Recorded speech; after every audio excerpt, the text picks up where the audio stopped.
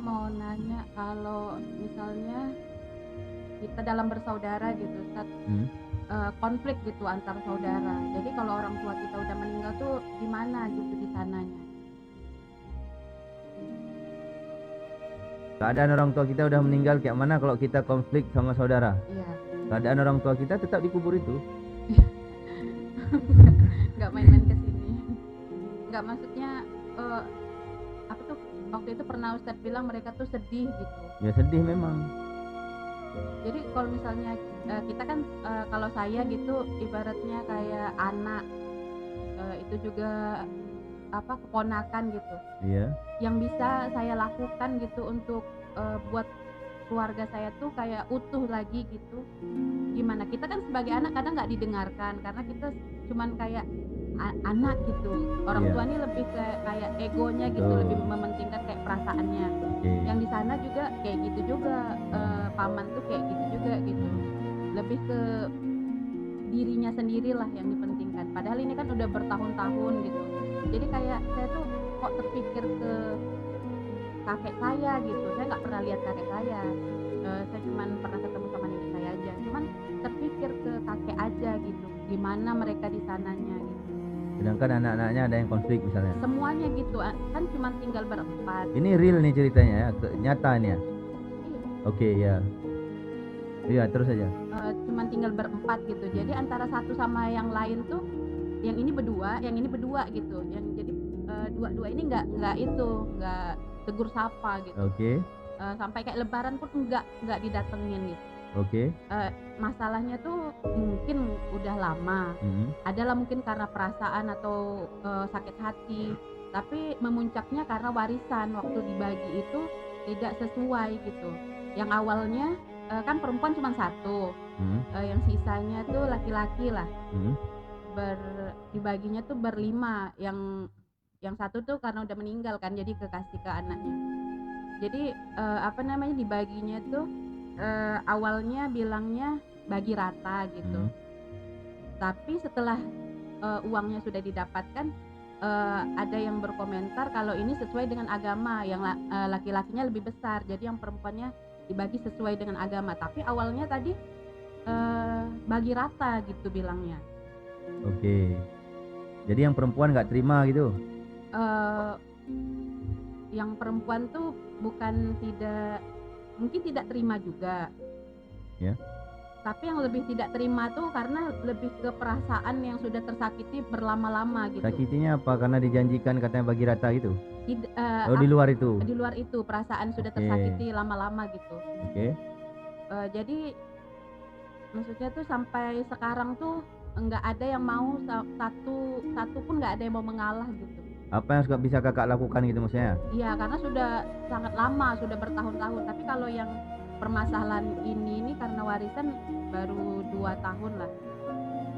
Tapi kalau yang lainnya, mungkin perasaan yang lainnya kan saya awalnya tuh karena ibu saya dijelek-jelekin sampai ke media sosial. Jelek nggak ibu kakak habis dijelek-jelekin? Bukan, tidak. Oke. Tapi berbicara yang tidak baik, tidak sopan dan berubah nggak hidungnya jadi pesek nggak habis dia omongin tuh? Tidak. Terus ngapain marah? Karena saya merasa sebagai anak itu saya harus saya orang tua saya gitu loh, kok digituin gitu. Biarin aja, buat dia senang, itu kesenangan dia. Waktu itu saya berpikirnya salahnya saya sudah siap membalas, baru saya berpikir gitu. Telat lah berarti ya. Iya, sudah lama. Penyesalan datangnya belakangan, di depan pendaftaran namanya kan. Iya, tapi maksudnya saya sudah lama sudah berlangsung lama baru saya itu tidak baik gitu. Tapi maksud saya itu membela gitu orang tua saya. Jadi saya tidak ikut, jadi saya ikut campur juga gitu antara mereka itu. Membela marwah orang tua lah ceritanya kan. Iya gitu, karena sampai ke sosmed dibilangin gitu. Memang tidak disampaikan langsung itu. Sindiran lah ya. Gitu. Tapi itu maksudnya fitnah gitu. Disampaikan ke sekelilingnya juga. Jadi saya juga ikut tidak menegur gitu ke paman saya tuh, saya nggak negur gitu karena saya rasa saya kok orang tua saya diginiin karena orang tua saya udah membantu gitu dia ini. Sampai sekarang masih nggak negur nih? Masih sih nggak negur juga. kakaknya? Saya udah minta maaf waktu itu. Oke, ya. Nah, jadi saya tuh maksudnya saya tuh pengen gitu keluarga saya tuh kayak dulu lagi. Kalau kayak gini kan cuma saya satu keluarga kayak gitu aja Iya, kan. iya. Ini nggak ada keluarga besar gitu. Iya, Kayak saya iya. mau lebaran cuma datang sendiri aja gitu. Iya, iya. Jadi Paham. kalau misalnya saya mau gimana gitu buat keluarga saya itu, kan saya nggak tahu juga kan Iya, iya. apa namanya, entah haruskah saya bilang gitu kasihan orang tua di sana, kan mereka nggak tahu juga gitu. Oke. Jadi saya harus gimana, Ustaz? Oke. Jadi pertanyaannya kakak nanya kan saya yang jawab nih. Iya, Jadi jawaban saya boleh diikutin boleh enggak. Tapi kalau kita berguru mesti ikut apa yang guru, ya kan gitu. Apalagi baik kan gitu. Nah, gini nih ceritanya. Jadi pertama saya bilang kembali apa yang saya bilang, kalau misalkan berat nggak usah dibuat. Tapi jangan salahkan statement saya gitu. Ya kan gitu. Ataupun bagi pendengar, ketika saya menjawab pertanyaan siapapun, ketika kamu nggak mampu buat, nggak ada hak kamu nyalahkan saya. Ngerti nggak itu? Kalau kamu mampu buat, kalau enggak ya nggak usah buat. Tapi hakikat berguru memang harus buat walaupun berat. Ya kan kayak itu. Jadi gini kak ceritanya. Yang pertama dulu ya, yang warisan tadi ya. Yang warisan mengenai agama, hukum agama tidak bisa tak ada tolak ukur. Jadi itu tetap itu, nggak bisa berubah. Jadi hukum agama memang laki-laki harus lebih banyak daripada perempuan. Jadi perempuan wajib menerima akan hal itu. Tetapi kalau saya bilang, bapak saya bilang dulu, misalkan nanti kamu punya anak itu, kamu ajarin sama anakmu, ya kan gitu. Contoh misalkan anakmu ada 2 laki-laki, 1 perempuan misalnya, kan gitu. Nanti ketika pembagian harta warisan saya gitu ya, itu kan yang laki-laki anak saya lebih banyak dapatnya dibandingkan anak perempuan. Ya udah bagi aja. Contoh misalkan ini, ada uang 500.000, bagi 3, perempuan dapat 100, laki-laki 200, betul nggak? Betul ya? Oke, sekarang ini bagi aja dulu. Ada 3 anak, uang 500, kasih anak laki-laki 200, 1 lagi 200, berarti 2 anak laki dapat 200. Yang perempuan dapat 100. Ya udah ambil aja dulu haknya. Bapak saya bilang kalau kamu jadi anak laki-laki kan kamu dapat 200. Adikmu kan perempuan, entah kakakmu yang perempuan dapat cuma 100. Kamu sebagai laki-laki dari yang 200 kamu potong 50 kamu kasih dia. Tapi kamu terima dulu, ngerti nggak? Saya terima dulu 200, saudara perempuan saya dapat 100. Ya kan itu. Saya dapat 200 nih, dia 100. Saya nih karena itu kakak saya, entah adik saya, kak, dek, saya kan dapat bahagian dari agama 200. Ini harta warisan untuk saya, ini hak dari Allah, ini ketetapannya. Dari 200 ini, saya 150 aja lah untuk kakak sama adik lah 50. 1 kasih 50, 1 kasih 50. Jadi berapa uang dia? Yang laki-laki? Itulah laki-laki. Zaman gitu sebenarnya ilmu agama. Tetapi karena semua gila harta, ya gitulah jadinya. Kenapa? Karena sugesti dari kecil tuh harta aja. Mohon maaf ini. Karena apa yang terjadi itu tergantung apa yang ditanam. Tidak mungkin kita ini nanam cabai tumbuhnya jengkol, nggak mungkin. Betul ya? Kalau bahasa Aceh ada nih, kiban ma menanan kiban u menaminya, kiban ma ngeyah menangkan. Kayak mana pula hasil kelapa, gitulah hasil minyaknya nanti. Kelapanya bagus, minyaknya bagus. Ya kan gitu. Sawitnya bagus, minyaknya jadi bagus. Jadi kayak mana orang tua, gitulah jadi anaknya. Karena buah nggak akan jatuh jauh dari pohonnya, ya kan itu. Jadi kayak gitu sebenarnya aturan dalam Islam. Aturan dibuat kan hak warisan dibagi nih. Bijak kita sebagai laki-laki, karena laki-laki itu adalah melindungi, menyayangi perempuan. Kalau saya dibajar sama anak saya, dapat 200 saya kasih kakak atau adik saya 50. Saya bilang sama dia, kasihlah 50, kan laki-laki kan mudah aja nyari. Kasih. Akhirnya perempuan dapat 200, saya laki-laki berdua dapat 150, 105. Itu kalau tahu ilmunya. Paham ya? Sebenarnya hukum agama itu nggak repot, kita aja yang merepotkan. Akhirnya perempuan bilang agama itu nggak adil. Bukan nggak adil, sebenarnya nggak tahu kebenaran ilmunya. Itu kayaknya itu yang pertama. Yang kedua nih, pertanyaan tentang perselisihan itu. Suatu ketika ada kita nih dijelek-jelekkan. Ngapain kita marah? Mau dijelek-jelekkan kita nggak jelek juga kok. Kecuali tiba-tiba dibilang nggak jelas dia, tiba-tiba awak nggak jelas pula, gini pula awak jalan. Kan nggak karamah juga dia, bukan si pahit lidah dia kan gitu. Tergantung kita terima. Makanya saya bilang selalu nih, kalau ada orang lempar api ke rumah kakak, yang kakak lakukan apa? Matikan apinya atau kejar orangnya? Matikan apinya. Tapi yang kakak buat apa? Akhirnya apa? Diri kakak terbakar dengan amarah, benar ya? Kerugian akhirnya apa? Dendam bersemayam di dalam diri. Dan itu kerugian dan itu adalah penyakit hati. Paham ya? Terus misalnya nih, yang ketiga kakak pengen pula kalau lebaran tuh rame. Kalau ini kan nggak kunjungan lah ya. Iya. Kalau saya suka pula nggak usah rame-rame. Makanya saya nggak pernah ngundang abang-abang saya. Contoh lebaran nggak ada orang, alhamdulillah kue sedikit habis. Iya serius. Oh dia nggak mau berkawan sama saya, ya sudah. Tetapi dalam hati saya bukan putuskan hubungan silaturahim samamu, tapi saya sudah menikah, saya punya aturan. Dulu kalau saya jadi adik, kamu boleh atur saya. Tapi sekarang saya sudah jadi pemimpin, jangan atur keluarga saya. Keluargamu kamu atur, keluarga saya ngatur. Tapi hubungan samamu tetap adik abang. Kalau contoh lebaran ini, belum tentu saya datang rumah abang saya. Dan saya juga nggak pernah berharap abang saya datang. Kenapa ya? Kurang-kurangin kue saya habis di rumah. Karena khususnya untuk jamaah majlis. Yang ada repot itu kok ada jin di sini Jul gitu. Yang ada pening mau lawan tuh abang. Yang nggak datang kurangin pening awak. Yang nggak datang silakan. Makanya awak ketika nikah sama Ibu Juni awak bilang, "Dek, mulai sekarang kan keluarga nggak suka sama kita nih. Dibilang abang nanti mau nelantarkan adik kan awak bilang awak bilang ya. Jadi mulai sekarang saudaramu nggak ada, saudaraku nggak ada. Kita hidup berdua. Jadi kami ini berapa tahun hidup nggak ada saudara. Saudara kami ya jamaah majlis. Serius. Jadi nggak terlalu penting-penting juga. Jadi bahasanya gini nih. Kadang-kadang bukan kita untuk memutuskan hubungan silaturahim, tetapi kita menjaga diri agar supaya kita tidak menyakiti dia. Begitulah sebaliknya. Itu bukan memutuskan hubungan silaturahim, tetapi kita lebih ke protect diri. Untuk apa bersaudara yang ada nambah masalah? Untuk apa silaturahim yang ada nambah masalah? Mending kita dari jauh saling mendoakan. Itu kalau tanya saya. Jadi kalau kakak kan pengen lebaran tuh kumpul paman segala macam kan itu. Kalau awak mending gak usah.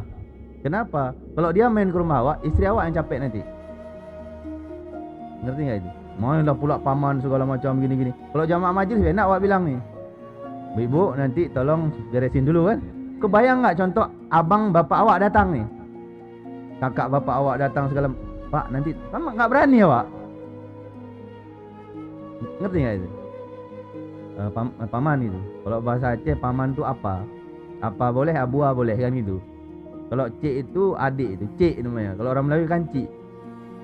Nah, adik itu. Contoh macam saya nih, anak abang saya manggil saya Cik Jul gitu. Kan gitu. Nah, jadi kalau contoh misalkan abang-abang saya datang, saya bilang, "Bang, tolong cuci gelas." Segan kan abang. Kalau murid, "Mohon maaf Bapak Ibu, nanti tolonglah diberesin." Enak. Jadi mending murid datang daripada saudara datang. Karena rata-rata yang awak tengok saudara kayak bukan saudara. Orang lain pula yang kayak saudara. Karena saya udah pernah bilang kemarin, terkadang kita ini ada saudara senasab, ada saudara seruh. Saudara seruh itu lebih dekat dibandingkan saudara senasab. Betul nggak yang terjadi di majelis? Coba misalnya, saudara, mohon maaf ya, saya pernah mendengar statement kayak gini. Kapan saudaramu datang? Pernah ada suatu anak itu bilang sama bapaknya, "Pak, kenapa lebaran di rumah kita kok nggak ada banyak tamu yang datang? Saudara-saudara bapak kok nggak banyak yang datang?" Dibilang sama bapaknya itu dalam statement itu. Itu buku psikologi saya baca. Dibilang sama bapaknya, saudara-saudara bapak akan banyak datang dan tamu-tamu akan banyak datang ke rumah bapak ketika tiang-tiang rumah kita sudah seperti istana dan ada mobil terparkir 2 di depan rumah kita. Maka akan ramailah saudara-saudara kita yang datang. Tetapi kalau kamu susah, jangan harap saudaramu datang, nak. Karena kenapa? Karena saudara itu rata-rata datang ketika kita sukses. Itu bukan sebenar-benarnya saudara. Siapa saudara sebenarnya? Saudara sebenarnya adalah ketika engkau susah, dia selalu ada untukmu. Itulah sebenar-benar saudaramu. Makanya saya bilang tadi, ada yang saya bilang kayak gini, jika uangmu habis, maka kamu bisa mencari lagi. Dan bila kamu ketinggalan bus, maka kamu bisa menunggu bus berikutnya. Tetapi jika kamu sampai kehilangan orang baik dan tulus padamu, maka seberapa banyak pun uang atau harta yang kamu miliki, hal itu tak akan mampu membuat dia kembali padamu. Saya mau tanya sama kakak, saudara kakak nanti lebaran misalnya nggak ada. Saudara majelis kakak berapa banyak? Kenapa kakak merasa sendiri? Tinggal kakak undang aja kami, biar kami habiskan kue kakak semua situ. Iya tak? Intinya pokoknya saudara mama saya, saudara bapak saya gondok sama saya nggak boleh gondok. Habis ini lima aja, ya Allah Al-Fatihah untuk paman saya, Al-Fatihah. Jangan hidupkan api di dalam diri.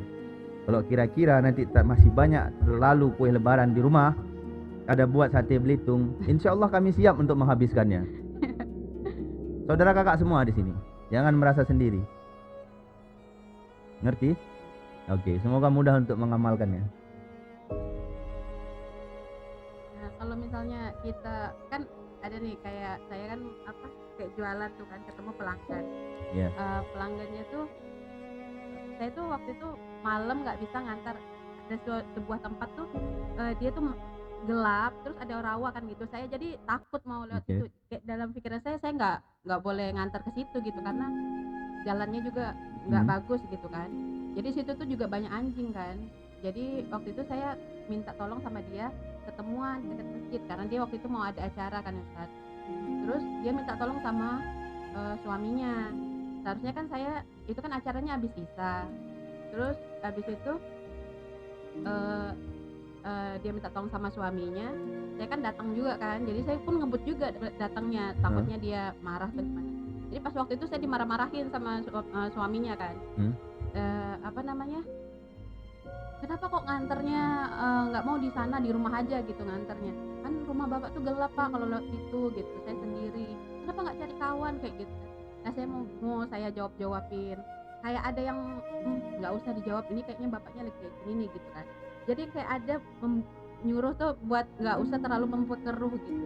Oke, ya paham Pak. Iya kan, Iya. memperkeruh masalah gitu, yang kayak saya menahan. Padahal saya seharusnya dengan keegoisan saya bisa gitu buat jawab bapak itu kan. Jadi saya kayak habis itu dalam hati saya minta maaf aja gitu. Terakhirnya tapi dengan berat hati saya minta maaf ya Pak ya kayak gitu kan. Dia pokoknya ngomel-ngomel Ustaz. Saya satu kata dia pun berpuluh-puluh kata gitu. Perempuan dia berarti 20.000 kata. Dia lebih kayak ke saya ingat kayak kok kayak mirip ibu-ibu gitu. Ya emang ibu-ibu tuh, jasadnya aja laki-laki. Iya. Kan tapi kan seharusnya kalau saya ngomong kan, tapi kan di situ ada kesalahan saya juga kan. Namanya saya ngantarnya itu udah malam kan, mungkin dia pun lelah gitu, tapi istrinya mungkin maksa gitu suruh jemput, jadi saya kena omel gitu kan. Iya.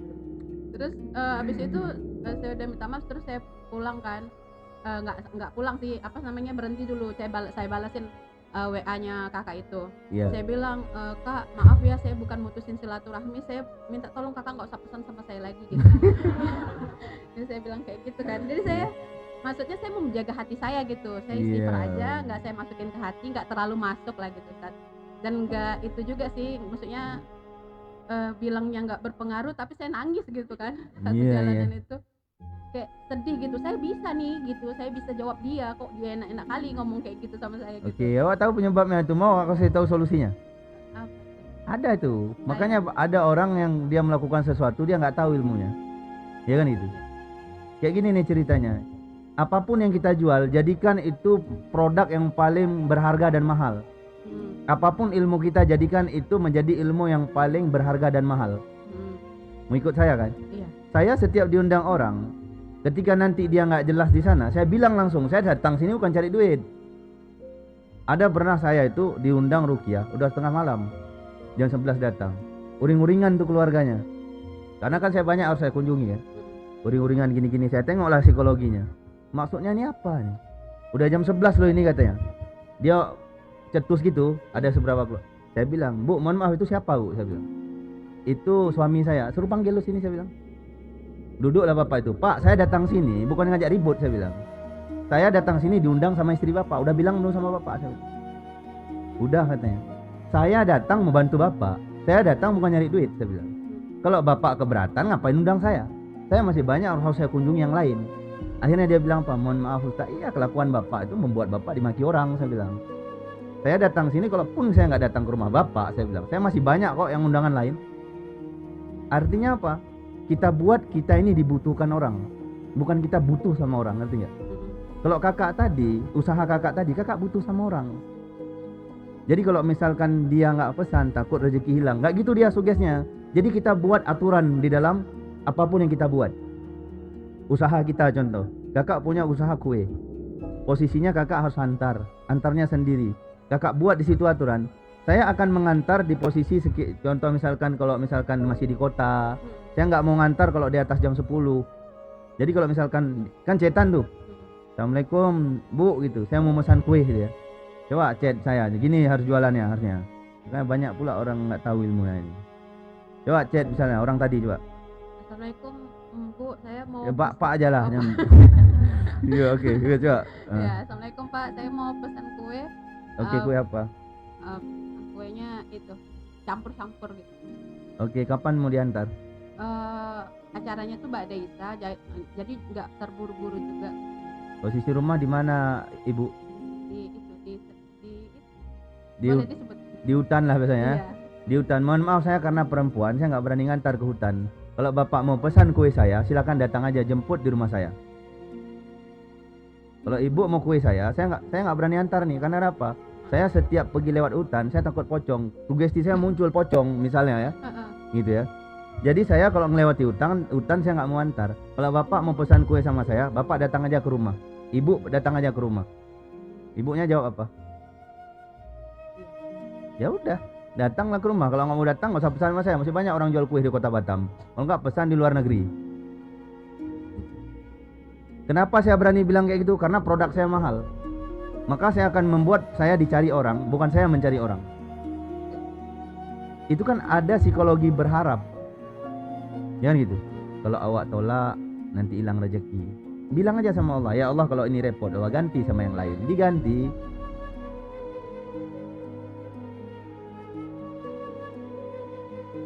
Soalnya kan pas waktu itu kan Ustaz, saya kan nggak ada kembalian juga kan.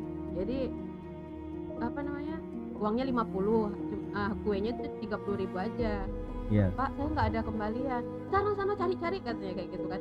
Itu bukan pelanggan, itu kita budak dia gitu loh. Saya tuh mau saya itu, dia kayaknya orangnya lagi capek, dia ini pulang kerja gitu. Capek pesan kue gitu. Yang pesan kan istrinya kan. Ini kayaknya mungkin apa namanya dipaksa entah sama istrinya atau kayak mana, udah tahu suaminya capek pulang kerja gitu kan. Lagian kalau misalnya tadinya itu dia ambil aja kuenya, nanti saya ambil uangnya, saya mungkin nggak bakal datang juga lagi. Jadi maksudnya saya putuskan untuk kakak nggak usah pesan lagi di saya lah gitu. Bagus lah itu. Jadi nggak apa-apa kayak gitu, mau kayak memutuskan silaturahmi ibaratnya gitu kan Ustaz.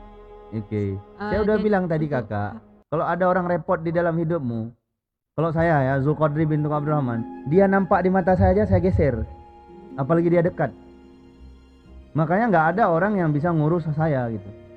Makanya di baiat saya bilang dilarang mengurus Majelis Nurul Yakin. Udah mulai nih, ini kok kayak gini, bukan urusanmu. Gitu aja.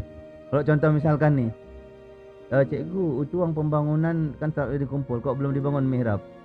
Kamu nih percaya nggak sama saya tanya. Misalkan dia nggak, tapi kok belum dibangun, cik? Sekarang saya kasih uang samamu semua, kau yang bangun, mau nggak? Ataupun kamu ini terlalu banyak keraguan dalam dirimu, uangmu berapa ada kau kasih, baru kau ganti malam ini gitu. Ngerti ya? Jadi ketika ada orang yang ribet di dalam hidup, ketika kita menggesernya, itu bukan memutuskan hubungan silaturahim, tetapi untuk protek diri kita, menjaga diri namanya. Ngerti? Maksud saya gitu juga gitu kan. Ya itu bukan putuskan hubungan silaturahim, putuskan orang ribet. Ya, ngerti? Nah. Baik Ustaz, terima kasih atas jawabannya. Assalamualaikum warahmatullahi wabarakatuh. Waalaikumsalam warahmatullahi. Ya Allah izinlah, ya Allah mudahkanlah ya Allah cahaya ini ya Allah agar ketemu pelanggan yang mudah ya Allah. Amin. Yang dermawan. Amin. Pesan 30.000 bayar 300. Amin. Ya, pesan 10.000 bayarnya 1 juta. Amin.